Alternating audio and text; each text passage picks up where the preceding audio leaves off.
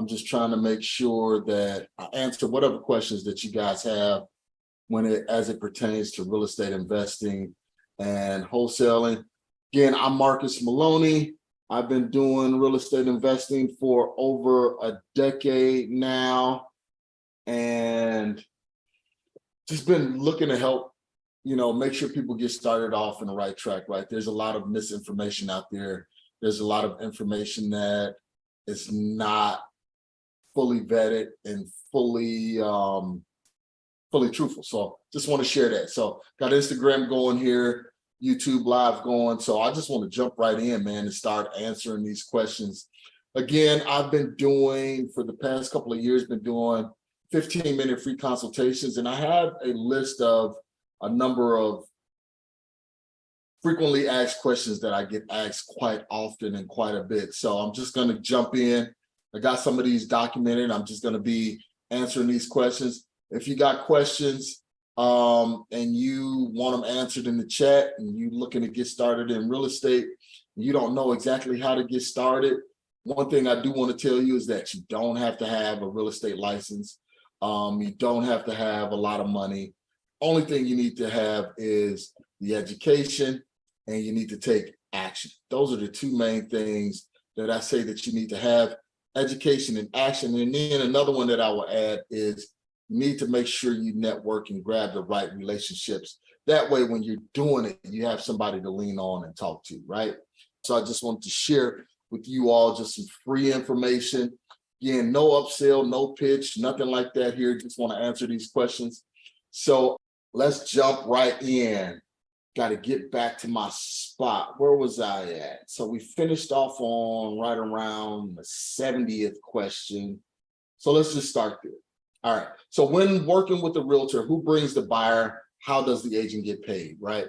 So when you're working with the realtor and you have the property under contract, a lot of people have this misperception that realtors don't want to work with wholesalers.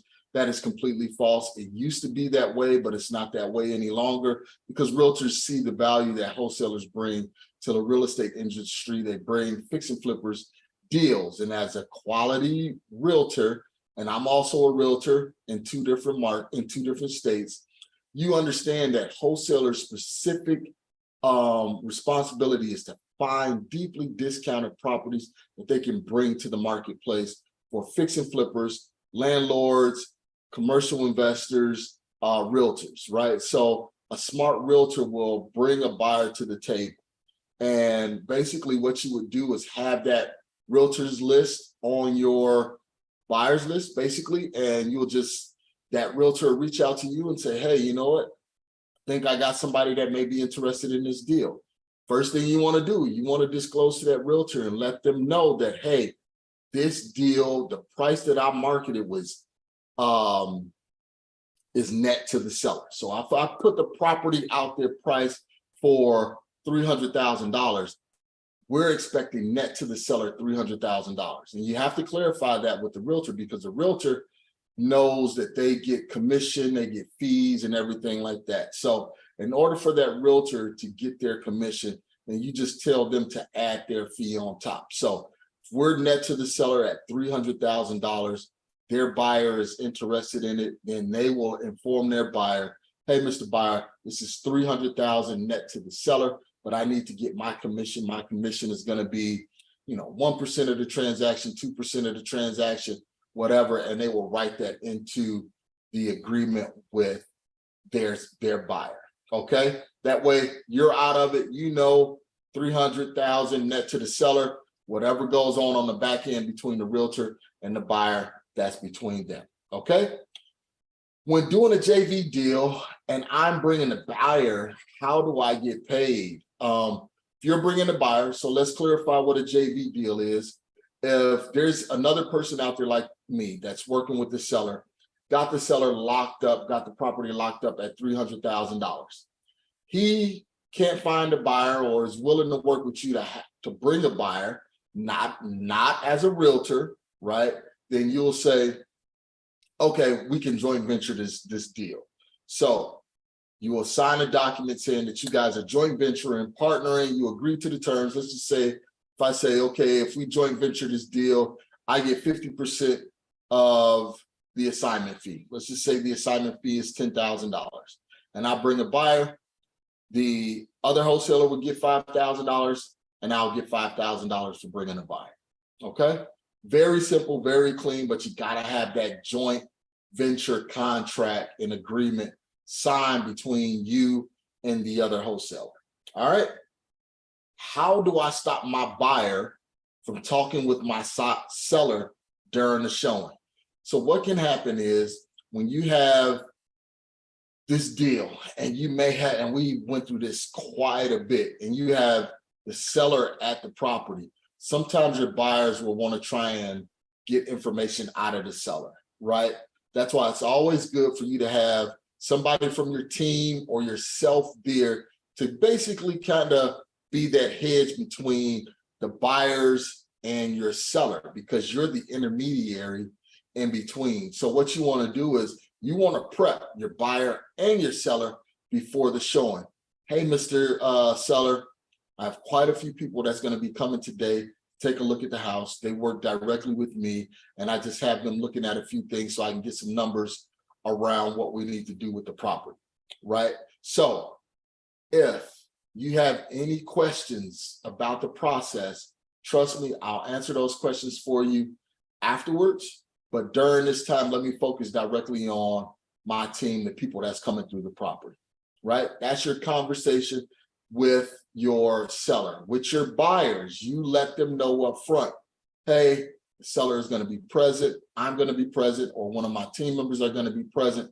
If you have any questions, make sure you wait until after the walkthrough, and I'll answer all of the questions outside, or we can have a phone call immediately afterwards, and I'll answer all of your questions. That way you don't have that sticky conversation where the buyer is asking the seller questions or asking you questions while the seller is present. And then the seller is like, what is going on here? You know, why are they asking about the price and everything like that if you're supposed to be the one that's buying the property, okay? But disclosure is always most important up front. All right, next question. How do I explain to the seller when I have many buyers coming through the property? Again, I kind of just touched on that.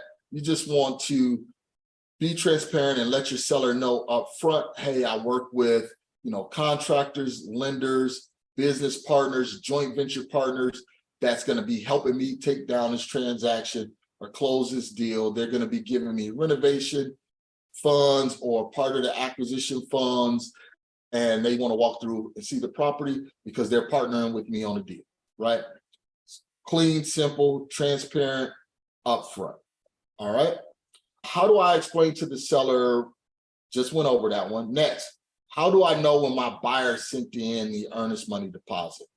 Okay, so you want your buyers to make sure they send in earnest money deposit when they say, because you have a smoking hot deal, the property is worth $425,000. You're giving it to somebody selling it for $300,000 because it needs a lot of repairs and everything like that.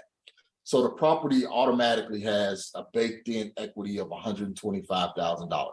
They're getting a great deal. Because they're getting a great deal, you inform that buyer that, hey, this is a fast transaction, 7-day close, there's no inspection period, and your earnest money goes hard immediately once you submit that earnest money to the title company. So earnest money, can be $5,000, can be $10,000, can be $20,000. It all depends on what you negotiate directly with your buyer. Okay. Next question. So I'm just answering questions for those of you that are on Instagram, on Facebook, and on YouTube. Next question. I heard hard money lenders. Oh, what if the buyer is using a hard money loan? What do I have to confirm with the hard money lender? Okay, this is very, very important because you have a lot of buyers that use hard money lenders, right? It's not traditional financing where they have to go to Bank of America or something like that and get a loan and submit their W-2s and social security numbers and everything like that. However, hard money lender is lending money to the buyer to purchase this transaction. And there's some due diligence that they need to do in order to, fund the transaction. Yes, hard money lenders do close quickly, but each hard money lender requires different things when there's funds to a buyer. One situation that I ran into was a hard money lender didn't want to lend to an LLC that wasn't registered in the state that the transaction was occurring. Okay. First time I ever came across that, it was sticky. We had to hurry up and get it done. And one thing that saved the transaction is because the buyer that I was working with had done quite a few deals with them, and we were able to accommodate him in that event. And I talked to the seller, and the seller was fine with it. They said, hey, you know what, as long as we're going to get the deal done, I don't matter if it takes an additional week or 2 weeks in order to get it done. Okay. Next question. I heard hard money lenders are not willing to pay assignment fees if it's too much. Is this true? Yes, that is something that is occurring now. So hard money lenders are requesting the original contract between the wholesaler and the seller. And what they're doing is, if that assignment agreement is a certain percentage of the value of the property that they're lending on, or the money that they're lending on, they won't do the transaction because they say that the majority of the funds is going to the wholesaler and not to the transaction. So you definitely need to be aware of that, and you need to make sure that you're not working with a hard money lender that have that kind of stipulation in place. This happened to me. Again, I always speak from experience. This happened to me in a transaction about a year and a half ago.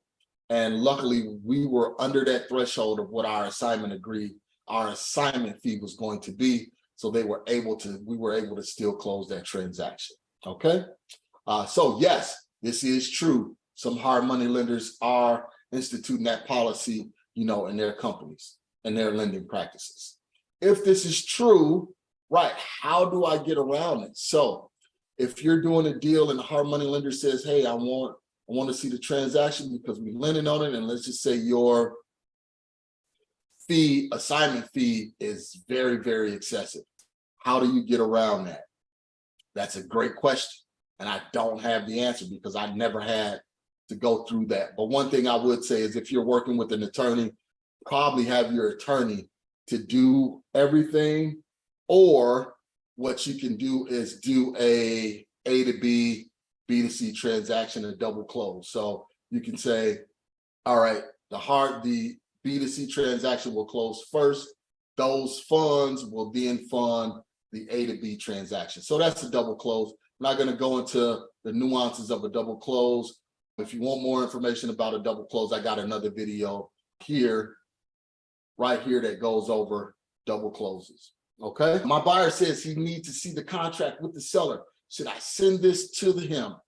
No, don't send your original contract to the buyer if you're doing an assignment. If you're doing a double close. If you're doing an assignment agreement, all of the numbers are going to be in the assignment. You can let him know, hey, everything is transparent. All of the numbers are in the assignment agreement, so you can see it there. And you can, if you already have that assignment agreement between you and the buyer, and you have their earnest money in escrow, that's hard, then you can go ahead and send them that original purchase contract, because they have money on the line, and 9 times out of 10, and they're not going to try and not go through with the transaction.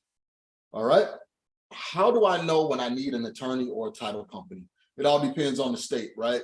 I do transactions in Illinois. Illinois is a attorney state, so I have to hire an attorney, because the attorney does all of the title work, and the title company, only thing they do is basically facilitate the transaction. So, but in Arizona, you don't need an attorney. The title company will handle all of the nuances of the transaction. So you need to know what jurisdiction you're in and what they allow, and if it's an attorney state or if it's a non-attorney state.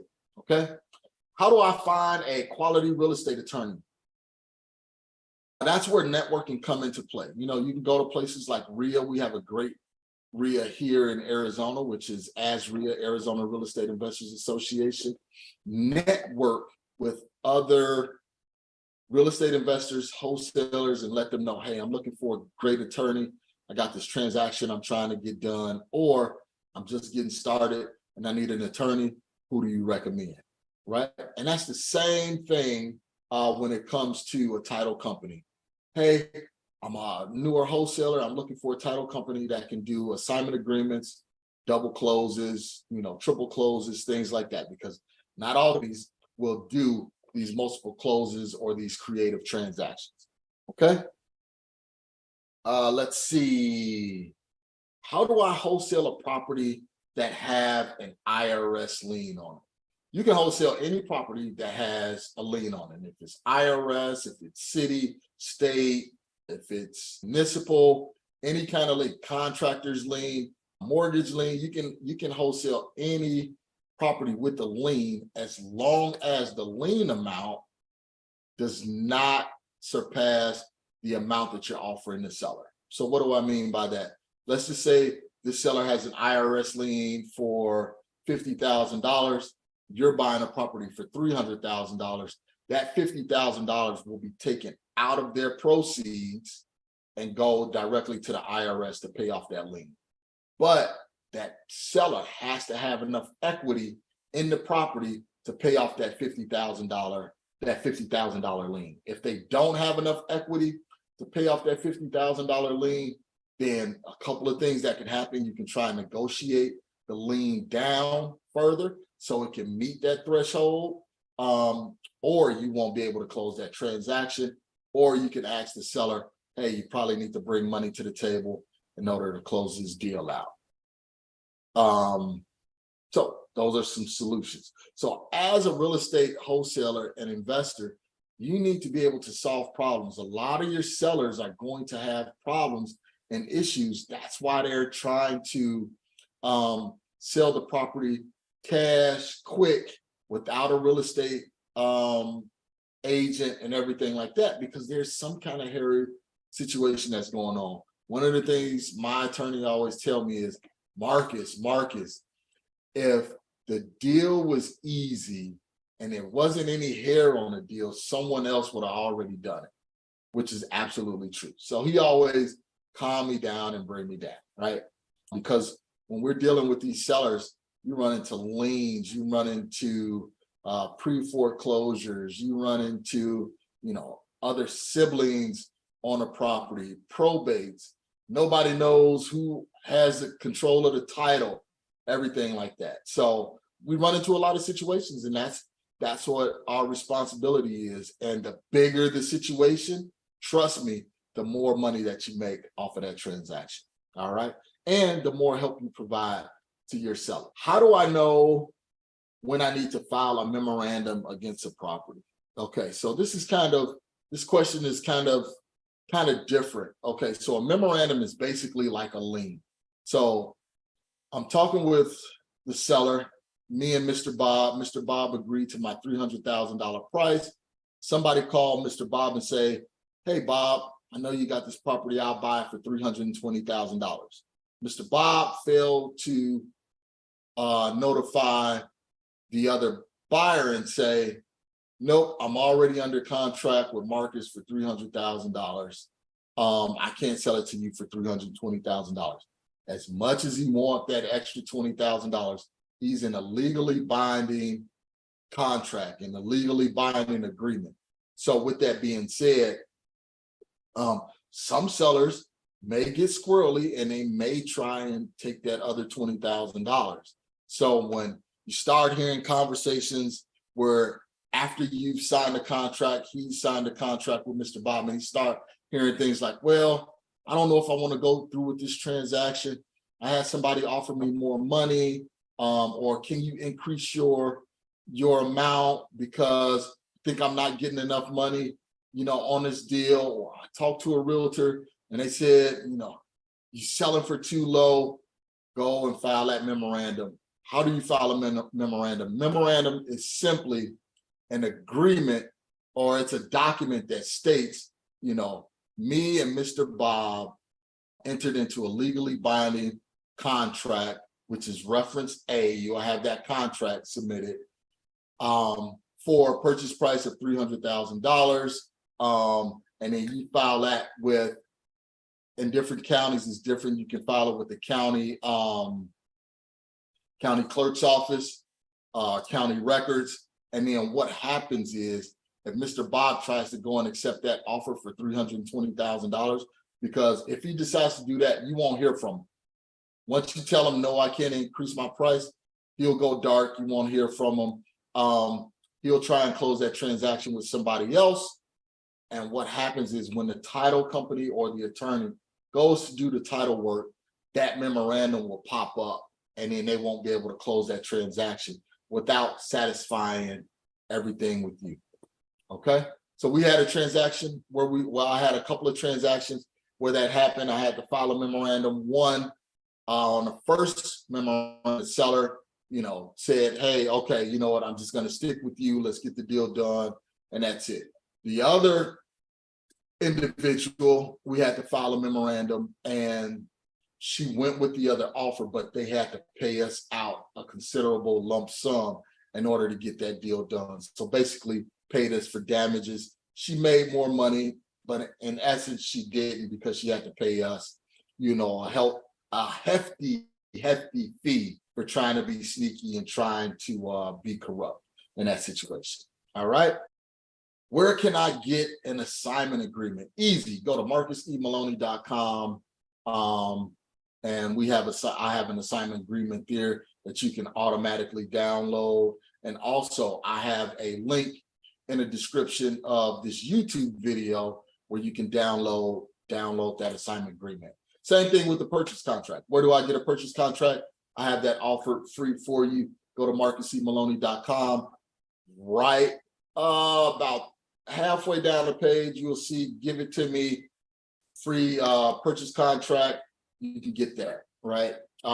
Where can I get a memorandum of agreement? You can have an attorney draw that up. Our students, me and my partner students, we offer that memorandum of agreement that we use directly to them. So the cost of an attorney drafting you up a memorandum of agreement, can be anywhere from $500 to $1,500. Being a member of the DFC is less than the cost of that attorney drafting that memorandum of agreement. And we give you contract, memorandum of agreement, assignment agreement, all the letters, docs that we use, everything that we use, you can use in your market.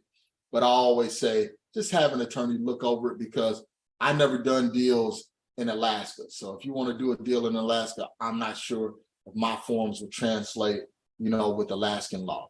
All right. So full disclosure, make sure you contact your attorney. Can I wholesale if I'm a licensed real estate agent? This is a great question. I get this question quite often because I'm a real estate agent. So they want to know, Marcus, how do you wholesale and you're a realtor? Don't you have a fiduciary responsibility to your seller? Don't you have a fiduciary responsibility to your buyer? Absolutely, when I'm representing them, but in a wholesale transaction, I'm not representing them. I'm representing my LLC, or I'm representing myself. So all brokerages won't allow you to do this. You really need to find, niche specific brokers that work with real estate investors, and they'll be able to lead you and guide you and help you in the right direction. So, if you're an agent with, some of the bigger brokerages, Remax, I know Keller Williams will allow you to, Century 21. Some of those big box brokers won't allow you to wholesale.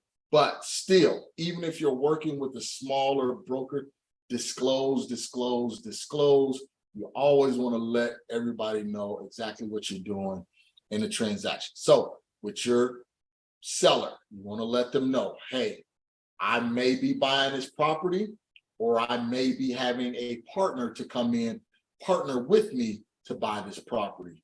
Which buyer, you letting your buyer know, I'm not representing you in this transaction. You are unrepresented. The seller, you are unrepresented. I'm representing my LLC in this transaction, okay? How do I find an investor-friendly title company? We had talked about earlier a few seconds ago that not all title companies will allow you to do creative stuff, assignments, double close, triple closes, things like that. You need to, again, talk with some of the real estate investors that are in communities, ask them, some of the real estate investors that's doing transactions, ask them, hey, where can I find a friendly, investor-friendly title company? All right. Okay. So Marcus Maloney, again, I'm just answering questions if you're trying to get started in real estate. How do I pay my taxes once I close a deal? So first of all, I'm not a CPA. Check with your CPA. But what you want to do is the title company or the attorney will send you a 1099, right? So they'll let you know, hey, you made $10,000 on this transaction. We're going to file this 1099 with or W-9 with the IRS, letting them know that we paid you $10,000. Just hold that money to the side, right? Don't go on a Carnival cruise to the Caribbean and spend it all up. You know, you want to at least put 30% to the side. So $10,000, put $3,000 to the side so you can pay taxes, because you don't want to wait till the end of the year and then you get a large tax bill and they say, hey, Marcus, you made X amount of dollars this year. Congratulations. You owe us $25,000 in taxes. And then you're like, I don't have that kind of money, because you didn't spend it all, you know, buying fresh gear, going on trips and everything like that. Okay. How do I know how much taxes to pay? Again, see your CPA, but I always say just set 30% to the side. Okay. If it's less, great, you can save some money. But if you set less aside, then you have to bring money to the table to pay. All right. Is there a difference from wholesaling houses versus wholesaling condos or townhouses? There's no difference, but there's things that you need to be aware of when you're doing wholesaling in condos and townhouses, right? So you have HOAs. You need to make sure that you read the HOAs about that condo or that townhouse. All right. You want to make sure that you're clearly abreast of everything that's going on with that HOA or that HOA.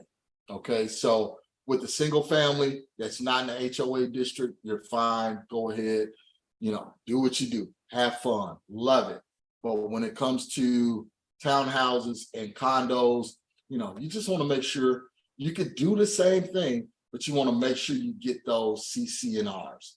So those are CC&Rs are just the rules and the bylaws, what the HOA permits and allows in that condo that's a part of that condo association. Okay.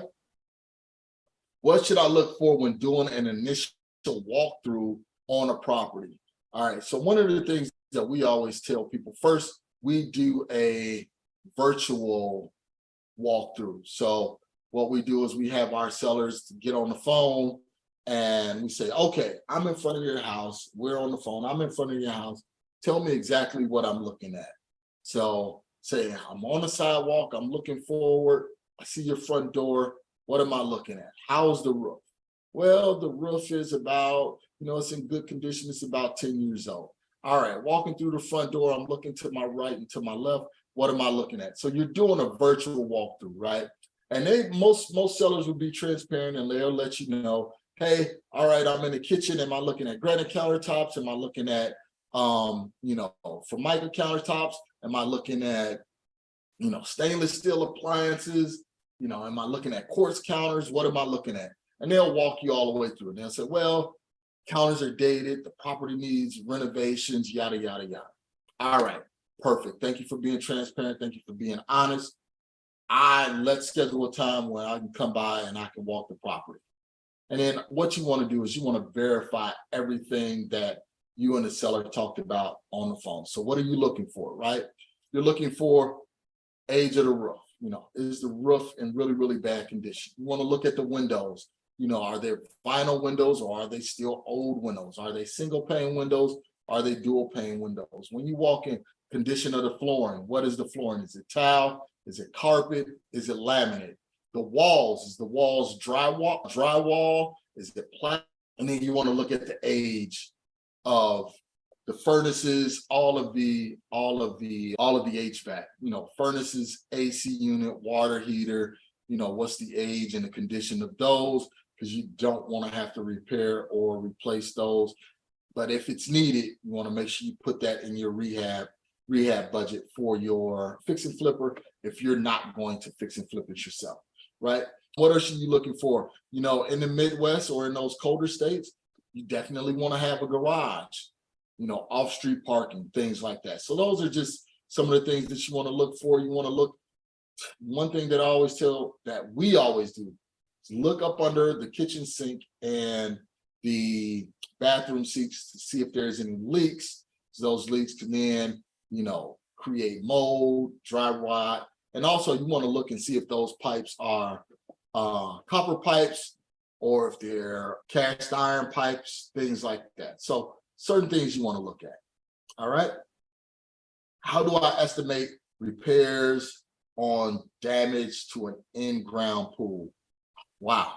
Okay, very, very specific. And that's common here in Arizona. You have, different kind of pools. You have plaster pools, pebble tech pools, pebble sheen pools, and that's basically the coating. You want to look for any cracks, rust spots, or anything like that in the pool. You want to look at the pool liner, if it's a liner. How to estimate repairs? One of the things is just always, if you can, have somebody to come out, take a look at the pool, or just try and guesstimate. I mean, I really don't have a scientific answer for that, but 9 times out of 10, there's pool repairs and major pool repairs. You're looking at, $20,000, $30,000 and up. So you basically want to make sure you hedge for that. So sorry, don't have an exact number for that. I'm not a pool contractor, but we have done pools that have been completely nasty and they do cost a lot of money to redo. How do I estimate repairs on completely fire damaged house? Man, I kind of got lucky when I did a fire damaged house. It was a block house. It was completely burnt. One of the things that you want to look for that's most important is the slab, the concrete slab, the concrete foundation. Is it cracked? If it's cracked, then a whole new slab will need to be poured in order to make sure that foundation is solid and to pass any city inspections. If that slab is cracked, guess what? You got to redo it all. So in order to do a complete fire damage house, you want to look at what's the price per square foot, to do a complete gut rehab from top to bottom. So is that $100 a square foot? Is it $75 a square foot? Is it $300 a square foot? That is definitely market specific, and you need to make sure you talk to some contractors in your market to say, hey, I want to build a house. How much is it, to build a house per square foot? All right. So that's how you find out, how to estimate that rehab cost for a completely fire damaged house. Kind of wrapping up here, right? I'm at question 104. And I had 106, so I may have time for a few extras.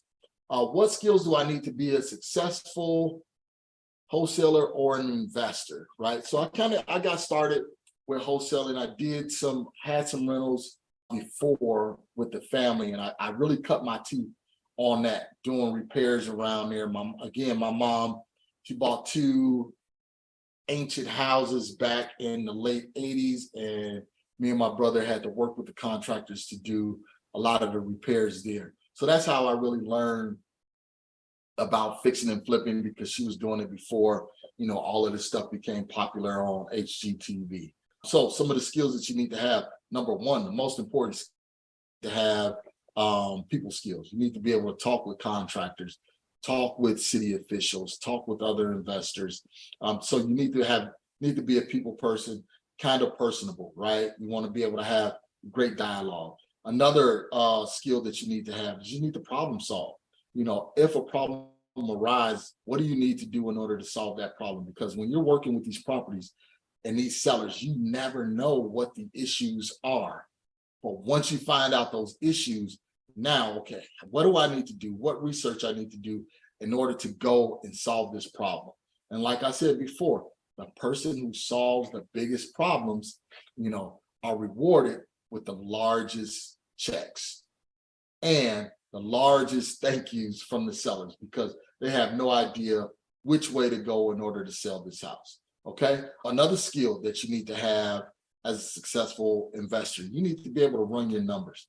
And as long as you know addition, subtraction, multiplication, and division, you will definitely be able to be successful. So don't think you need to know calculus or algebra or anything like that in order to be a successful real estate investor. You need to know your comps, your comparables, and you need to know the market. How do you find that information out?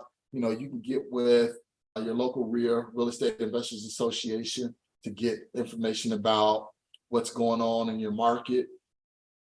On a national level, right, you can look at CNBC. They may be a little bit behind. Diana Olick is a great person and a great listen when it comes to get information on a national level regarding what's happening in the market. And just research, talk with a realtor. Realtors know what's going on in the market, what properties are selling. So some of the things you want to know is, what's the average days on market? How long properties that are fixed and flip or properties that go on the market, how long are they sitting on the market? What is, the average sale price for a property, in this area? Is it 300,000? Is it 200,000? What's the price per square foot, that properties are being rehabbed for on a full gut rehab, medium rehab, or a light rehab? So it's just really market specific and a lot of things that you need to know in order to be a great real estate investor. And guess what? All of the information is out there. There's tons of people just like myself that are online that are telling you, what's going on in the market. But again, you want to make sure that you're getting information from quality people, not just some guy that just started last week. Next question. How do I skip trace and what do I use? So you can go to my website. I have plenty of resources there to teach you how to skip trace, but you can use listsource.com. I mean, not to skip trace, that's to find leads, listsource.com. But to skip trace, you can use what I use, batch skip tracing, batchskiptracing.com. And what is skip tracing? Skip tracing is you see an abandoned house or a raggedy house, you don't know who the owner is, write down that address, you can go back to batch skip tracing, put that address in there, and it'll pull up all of the information. It's a small cost, 12, 15, 20 cents per skip. If you're doing one-offs, if you're doing batch, multiple skip traces at one time, it's a lot more affordable. But 20 cents, find out who the seller is or who the owner is, how long they own the property. Well, first you can get who the seller is, who the owner is, get their address, not only of the subject property, but the mailing address of the property. You can get Marcus, why are you drawing a blank? You can get the address, the owner, you can get the telephone number, email address, and you can get information of, possibly the neighbors or next of kin. That way you can always pick up the phone and call them and say, hey, I see you own the property at, 256 Saguaro Drive. Are you interested in selling that property? Because I noticed I live in an area and it's weeds growing up. It's an abandoned car. Are you possibly interested in selling that property? And then you just take it from there and have that dialogue and that conversation. So wrapping up, just wanted to give you guys something here. Been on for a little bit less than an hour now, or shutting down. I just wanted to answer the questions that you all were having, frequently asked questions. So we have people here on Instagram, on Facebook, on YouTube Live. Again, if you want to reach out to me, you got questions about real estate, just contact me. Go to marcusemaloney.com. There is a 15-minute free consultation link up at the top.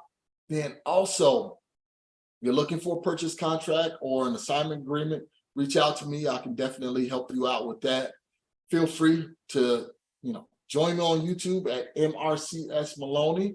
Tons of free information there.